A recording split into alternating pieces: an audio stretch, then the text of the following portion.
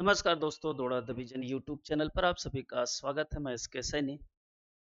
आइए हम सभी लोग देखते हैं कि ऐसे स्टूडेंट जो यूपी टेट की तैयारी कर रहे हैं उसमें सीडीपी के क्वेश्चन किस तरह से पूछे जाएंगे। आज हम लोग का टॉपिक है यूपी टेट सीडीपी। सीडीपी के जो क्वेश्चन पूछे जाते हैं, जो आपके साइकोलॉजिस्ट हैं उनके थॉट पूछे जाते हैं। वो किस पर एक्सपेरिमेंट किया, ये पूछे जाते हैं। तो आज ऐसे टॉपिक आपके सामने यहाँ पर है। देखिए, एक है जीन पियाजे, एक है जीन पियाजे।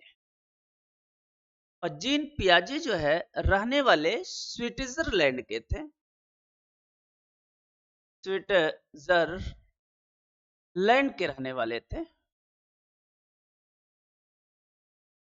जीन पियाजे ने ये जानना चाहते थे कि जो ये बच्चा है हाउ थिंकिंग, हाउ थिंकिंग, ये जो बच्चा है ये कैसे सोचता है, इसके दिमाग में क्या चलता है। प्याजी ने इस पे रिसर्च किया और रिसर्च करके अपनी थ्योरी दिया, cognitive development theory, stage of thinking in child को लिखा हुआ है। अगर ऐसा क्वेश्चन पूछे तो प्याजे को लगाना है। संज्ञानात्मक विकास का सिद्धांत, कॉग्निटिव डेवलपमेंट थ्योरी, ऐसे सिद्धांत को उन्होंने कहा, ऐसा सिद्धांत को हम संज्ञानात्मक विकास का सिद्धांत कहेंगे। संज्ञानात्मक विकास का यह सिद्धांत है क्योंकि बच्चे के संज्ञान में विकास हुआ। इस तरह से सवाल आपके पूछे जाते। एक क्वेश्चन है। दूसरी है लेओ बाइगोस्की। इनका नाम है लेओ बाइगोत्स्की।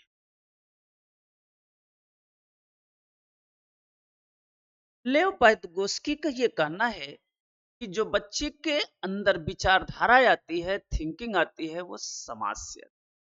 जहां पर आपके पेपर में समाज की बात कहे, सोशल की बात कहे, हमेशा जो है बाइगोस्की को मार करके।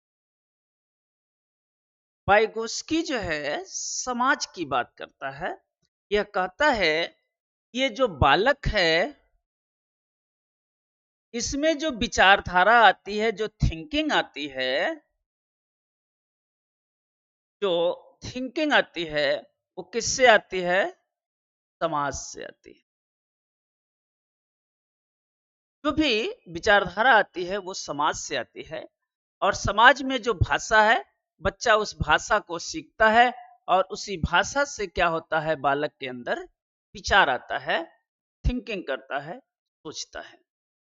तो जहां पे आपके समाज की बात आ जाएगी, बाइगोस्की को आंसर में लगाना है। जहां पे आपको संज्ञानात्मक विकास की ऐसे बात आएगी, वो आपको पियाजे को लगना। इस टाइप के सवाल आपके हैं। आगे फिर हम लिखते हैं, दो देख लिया। आगे है बी एफ स्किनर। ये व्यवहारवादी चिंतन है। यह इनका नाम है बी एफ स्किनर। ठीक है।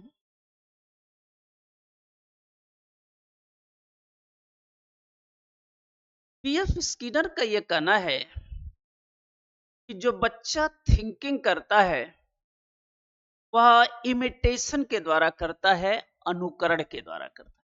इनका यह कहना है कि बच्चा जो सीखता है वह अनुकरण के द्वारा सीखता है, इमिटेशन के द्वारा सीखता है। बच्चा क्या करेगा? बार बार इमिटेशन करेगा, रिवीजन करेगा, दोहराएगा, उसी से बच्चा सीखता है। तो जहां पर आपको अनुकरण की बात आ जाए वो स्किनर है। अनुकरण का मतलब होता है किसी चीज को बार बार प्रैक्टिस करना, रिपीट करना, दोहराना। तो बच्चा एक ही काम को बार बार करता रहेगा, सीख जाएगा। ये सीखने की बात कर रहे हैं। और यहाँ पे ऑपरेंट कंडीशनिंग थ्योरी बताया था, learning thought reinforcement and punishment. जो बच्चे में थॉट आता है, रीइंफोर्समेंट एंड पनिशमेंट, प्रेरणा और दंड के द्वारा सीखता है। बच्चे को हम क्या करते हैं, प्रेरणा देते हैं। प्रेरणा का मतलब होता है मोटिवेशन। हम बच्चे को क्या करते हैं, मोटिवेट करते हैं। और मोटिवेशन से बच्चा क्या करता है, सीखता है। या तो पनिशमेंट का उसको देते हैं। पनिशमेंट इस मामले में देते हैं कि बच्चे को डराते हैं, धमकाते हैं। जैसे स्कूलों में देखते हैं, मैडम कहेंगे कि कल ये लेसन याद करके आना, पढ़ करके आना, नहीं बड़ी पिटान पीटेंगे, छड़ी दिखाएंगे। तो छड़ी का मतलब यह है बच्चा वो डरेगा, कल हमें इस चीज को हमें लर्न करके जाना है, नहीं हमें मैडम मारेगी। वो पनिशमेंट दंड होता है। दंड का उससे भय दिखाया जाता है और इसके द्वारा जो है बच्चा सीखता है। यह है स्किनर का। एक है पावलक। पावलक भी है। ये सब व्यवहारवादी चिंतन है। इन्हें कहता है क्लासिकल कंडीशनिंग थ्योरी। शास्त्रीय अनुबंध का सिद्धांत, संबंध द्वारा सीखना। बच्चा कैसे सीखता है, संबंध के द्वारा सीखता है, रिलेशन होता है उससे सीखता है। ये है आपका पावलक।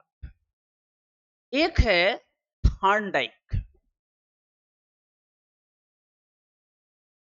एक है थॉर्नडाइक।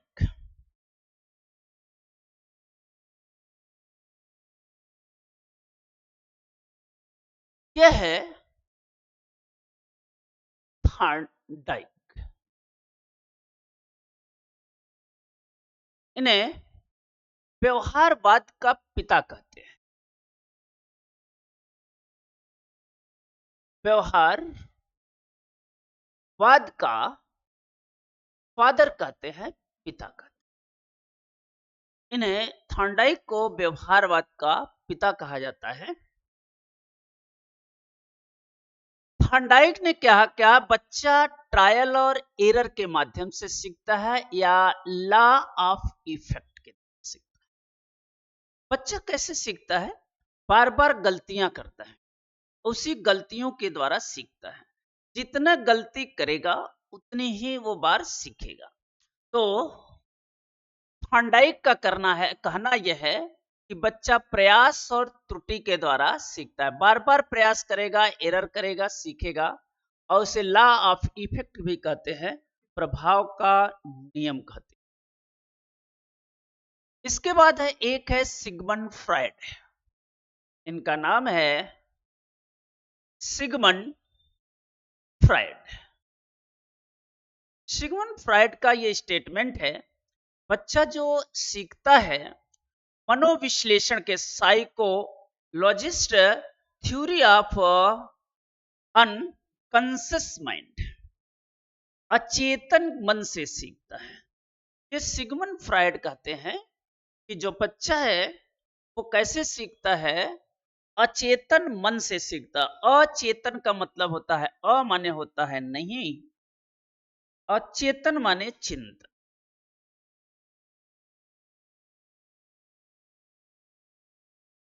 ये जो बच्चा सीखता है अचेतन मन से सीखता है।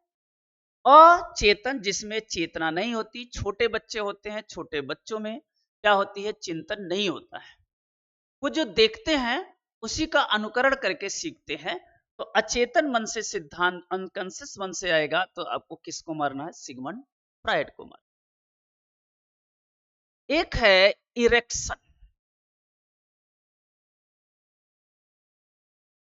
ये है इरेक्शन। इरेक्शन का कहना है, इरेक्शन ने दिया था साइकोलॉजिकल डेवलपमेंट थ्योरी, मनोसामाजिक विकास का सिद्धांत जो है इरेक्शन का है। इसके बाद है कोहलबर्ग। कोहलबर्ग की थ्योरी देखो यहां पे दिया है, कोहलबर्ग। कोहलबर्ग की जो थ्योरी है यह नैतिकता पर,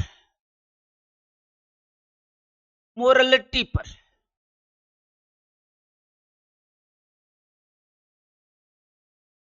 जहां पे नैतिकता है, मोरलिटी आए, कोहलबर्ग होते। नैतिकता की मीनिंग क्या होती है? नैतिकता की ये मीनिंग होती है कि बच्चों में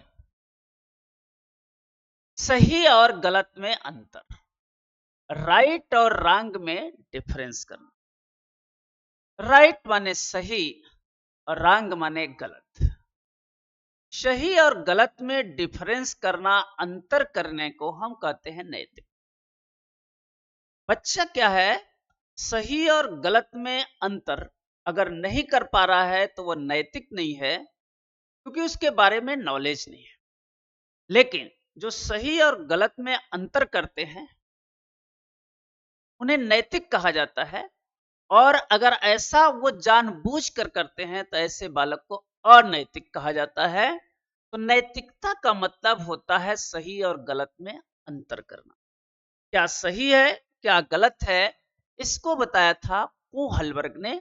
और कोहलबर्ग की थ्योरी है, आप जानते हैं, हिंज नामक वैज्ञानिक का इन्होंने, हिंज नामक एक गरीब पर्सन का इन्होंने उदाहरण दिया हुआ है। कभी ऐसा पेपर में आपके आ जाए यूपी टेट में, क्योंकि नैतिकता की बात आजकल प्रशासनिक महकमे में भी चल रहा है कि बड़े बड़े जो अधिकारी हैं उनसे ये कहा जा रहा है कि आप नैतिक जिम्मेदारी लें। हर लोग को कहते हैं टीचर है वो नैतिक जिम्मेदारी ले। तो नैतिकता का मतलब यह है, इन्होंने एक हिंज नामक गरीब आदमी का उदाहरण लिया था जिसकी पत्नी बीमार पड़ती है। जिसकी पत्नी क्या होती है, बीमार पड़ जाती है।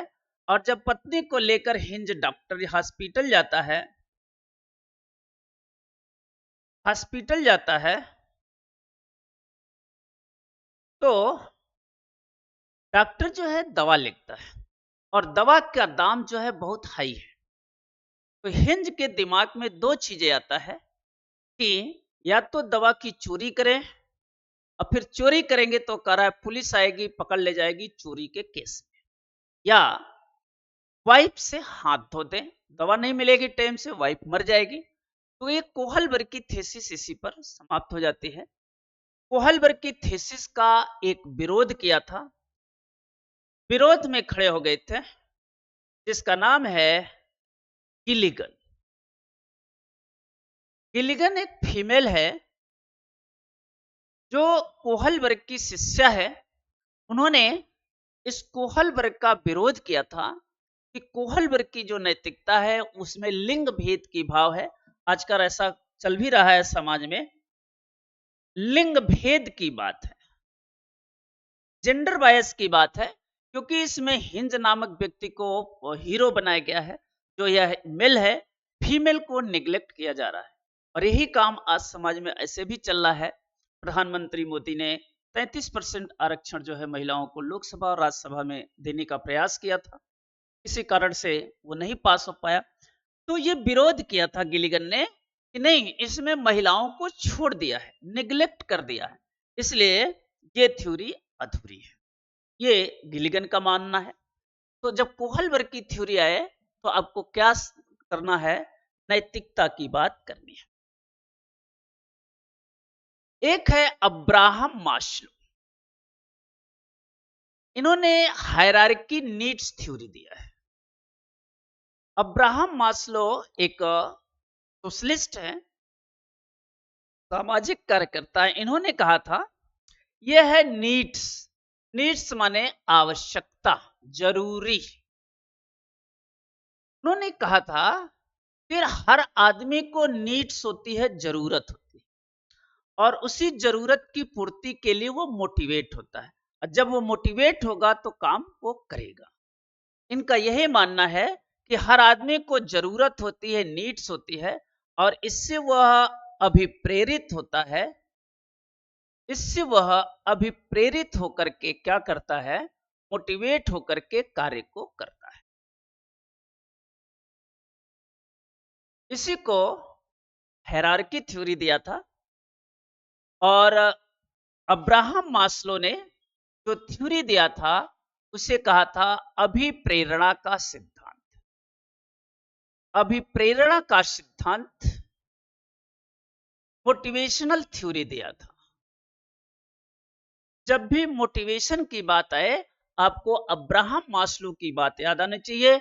अब्राहम मास्लो ने कहा था कि हर आदमी क्या होता है, मोटिवेशन के द्वारा ही काम को करता है। हर आदमी को नीड, जरूरत है, और उसी जरूरत को पूरा करने के लिए वो मोटिवेट होता है और इसीलिए वो काम करता है। इनकी थ्योरी में जब देखेंगे तो इस तरह से चित्र बनेगा, ऐसे। इसी थ्योरी को कहते हैं हायरार्की थ्योरी। सबसे ज्यादा जो बेस में है, सबसे ज्यादा लोग हैं, सभी लोगों को जरूरत है रोटी, कपड़ा और मकान। रोटी, कपड़ा और मकान की जो है जरूरत होती है। इसी से लोग प्रेरित होते हैं और काम को करते हैं कि हमें 2 जोन की रोटी मिल जाए, एक छत मिल जाए रहने के लिए, और कपड़े पहनने के लिए मिल जाए। फिर जो है ये बेसिक नीड है सबकी। इस नीड को कहता है बेसिक नीड, और ये हर आदमी की होती है बेसिक नीड, मूलभूत आवश्यकता होती है। तो एक क्वेश्चन भी आपके पूछा था यूपी टेट में कि मूलभूत आवश्यकता क्या है, और एक फिल्म भी आई थी रोटी, कपड़ा और मकान। याद रखना, रोटी, कपड़ा और मकान हर आदमी की मूलभूत आवश्यकता है, ऐसा क्वेश्चन पूछा था। तो ऐसा क्वेश्चन पूछेगा कि कौन दिया है, अब्राहम मास्लो ने दिया है। ये थ्योरी जो है अब्राहम मास्लो की थ्योरी है।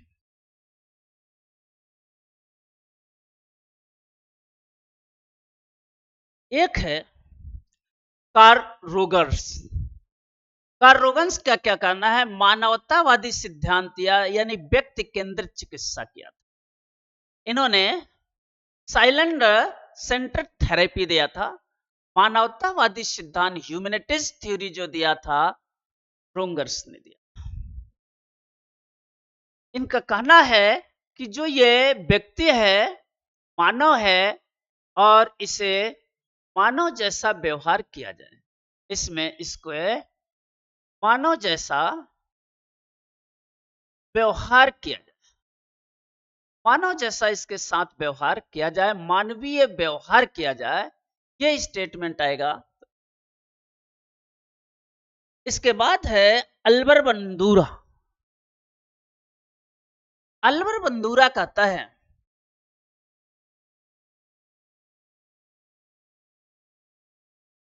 एल्बर्ट बंदूरा बंदूरा कहता है सामाजिक अधिगम सिद्धांत दिया था, अनुकरण के द्वारा ही सीखना, ऑब्जर्वेशन। अनुकरण का मतलब होता है ऑब्जर्वेशन। बच्चा जो सीखता है वो कैसे सीखता है, ऑब्जर्वेशन के द्वारा सीखता है, अनुकरण के द्वारा सीखता है। बच्चा बोलता नहीं है, लेकिन हर चीज को देखता है, ऑब्जर्व करता है, और उसी के द्वारा उसके दिमाग में क्रियाएं होती हैं और उसके द्वारा वो सीख लेता है।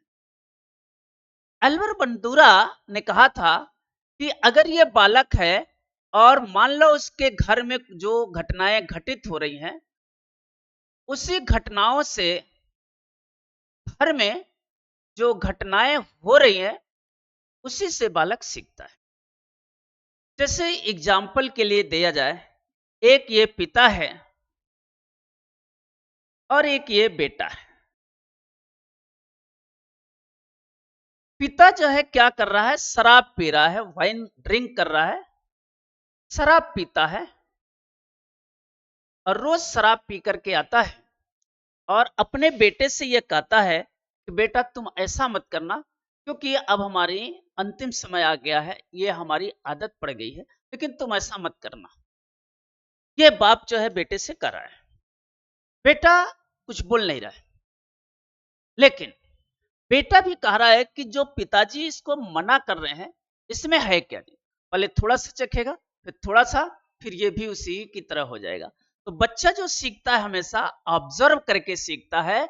ऑब्जर्वेशन थ्योरी जो है जियान बंदूरा का है। इसलिए जो बच्चा क्लास में सीखता है टीचर से सीखता है, इसलिए टीचर को वेल डिफाइंड मैनर के साथ रहना चाहिए। वही चीज बच्चा ऑब्जर्व करता, वही सीखता। ऐसा नहीं एक बच्चा बोलेगा और सीखेगा हम मास्टर जैसा बनेंगे, नहीं। बच्चा सिर्फ बैठ करके ऑब्जर्व करता है टीचर का, कैसे टीचर बोल रहा है, कैसे टीचर प्रेजेंट कर रहा है, कैसे टीचर पहन रहा है। ये सारी चीजें एक टीचर के पास मैनर होना चाहिए और उसी के हिसाब से बच्चा सीखता है। ऐसा नहीं कि टीचर आने के बाद डांस करना शुरू कर दे, गाना गाना शुरू कर दे, तो वो बच्चा ऑब्जर्व करेगा।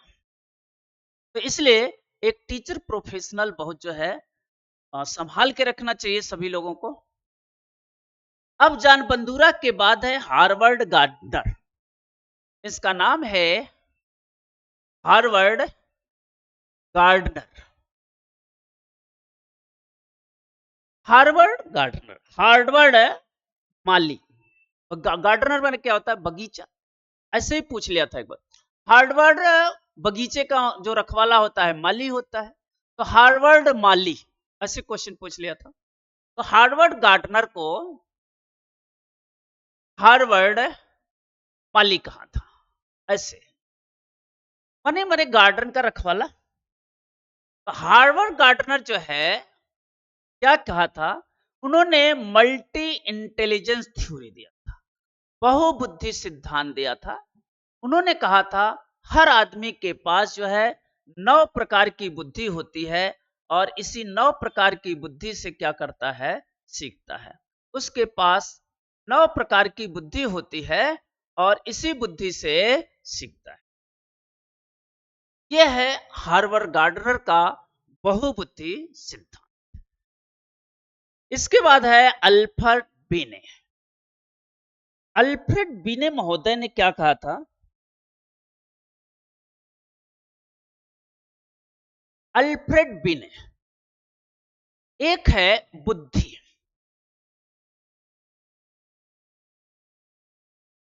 इंटेलिजेंस।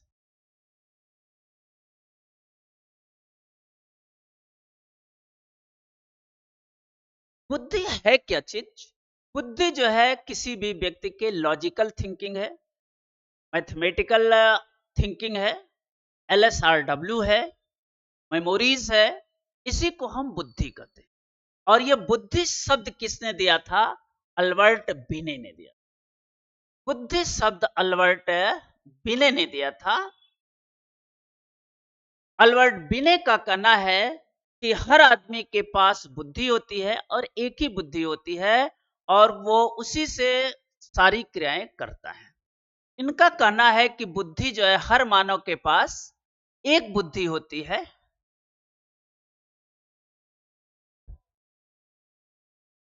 और एक बुद्धि से ही सारी क्रियाएं करता है।